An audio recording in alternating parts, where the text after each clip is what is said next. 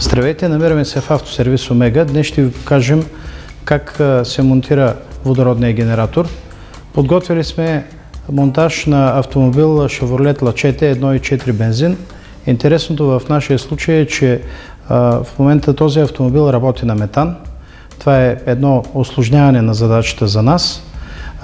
Нашият клиент е решил веднъж да постигне икономия на гориво, като се е поставил метанова уредба. В момента с помощта на нашия водороден генератор ние ще увеличим икономията, която има. Каква е тя? Надявам се по-късно той да сподели с нас.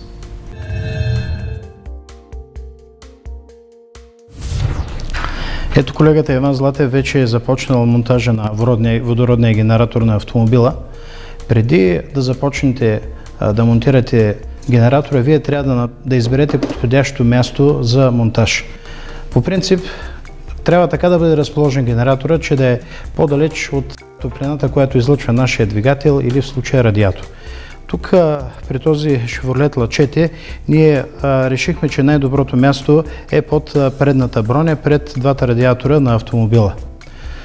Това ще ни позволи да имаме много добро охлаждане на самия генератор и съответно това ще позволи той да работи по-стабилно и производството на газ да бъде по-регулярно.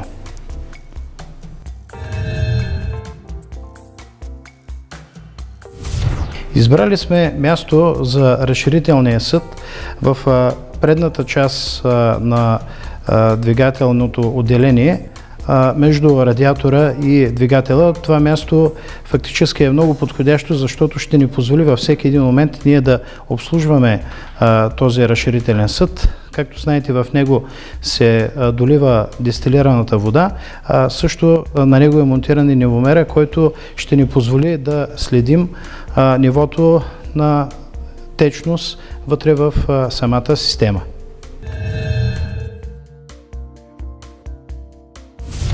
След като монтирахме генератора и разширителния съд, е време да включим маркучите, през които циркулира водата, и маркуча, през който фактически се извежда от генератора произведеният вече браунов газ.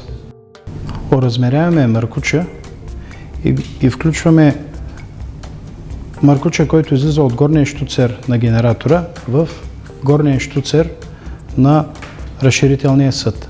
През този маркуч от генератора към разширителния съд ще се отвежда произведеният браунов газ.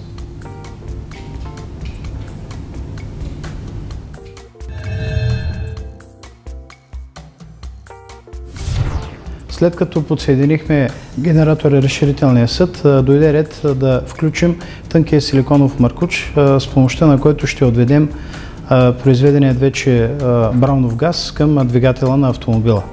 Виждате, че след дебелата тръбичка има съдче, в което ще събираме кондензираната вода при отработването на брауновия газ. По принцип, почти нямаме отделяне на водни пари от нашия генератор, но все пак през зимата се получава някакъв конденс и е необходимо периодически да бъде проверяван този съд и да бъде изхвърлена конденза, който се е събрал в него.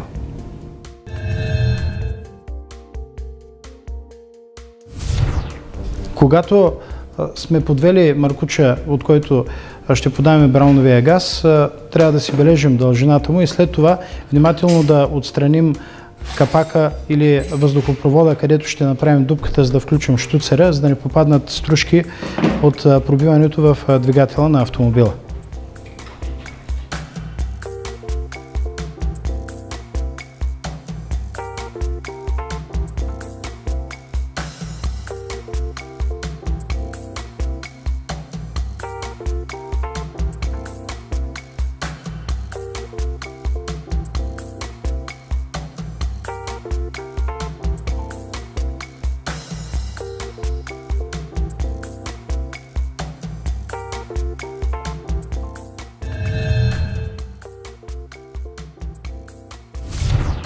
Нашия генератор на Браунов газ се захранва с помощта на импулсен модулатор, който накъсва правия ток и прави правоъгълни импулси, които ни помагат да повишим производителността на самия генератор.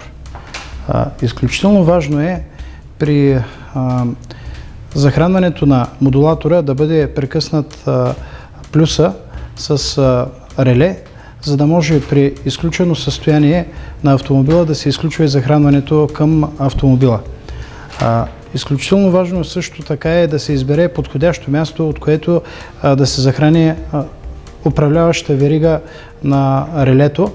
Ние препоръчваме да се вземе плюс от възбудителната намотка на алтернатора на автомобила. По този начин, след като подадем контакт и запалим автомобила, тогава ще бъде подадено напрежение към генератора и тогава той ще започне да произвежда Браунов газ.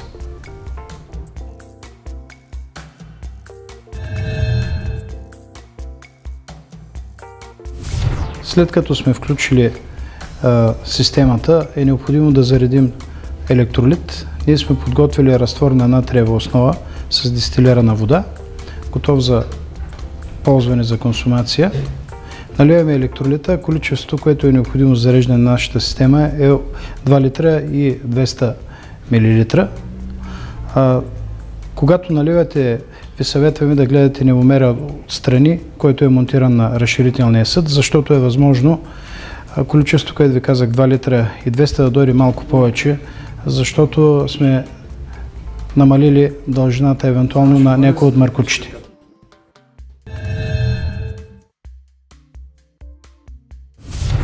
Показахме как се монтира водороден генератор на автомобил на живо, както ви бяхме обещали.